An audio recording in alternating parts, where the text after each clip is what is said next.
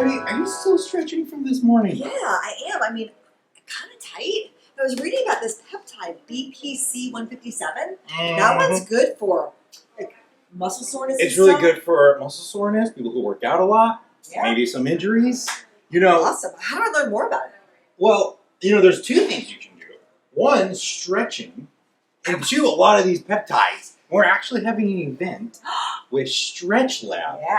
just Oh, I downstairs. just saw them. They're like right down the road on Sand Lake Road, right? Yes. Nice. So we're actually Nice. going to be partnering up with them to have a night of stretching and peptides on November 4th. Now, if you're interested in coming, go to our website, go to the events page, and RSVP. And if you want, there's an option to select a 15-minute appointment with a flexologist. Oh, I'm doing that. I'm doing that. Definitely, I think you should check that out. So when you're RSVPing, check mark that box if you're interested so that we have enough time for everybody. It's going to be really fun. It's going to be a really great event, and there's going to be a lot to learn about peptides. Now, this is live, right? It's here at the office? Absolutely, Yes. here in the Our office. first live event back after COVID. Woohoo!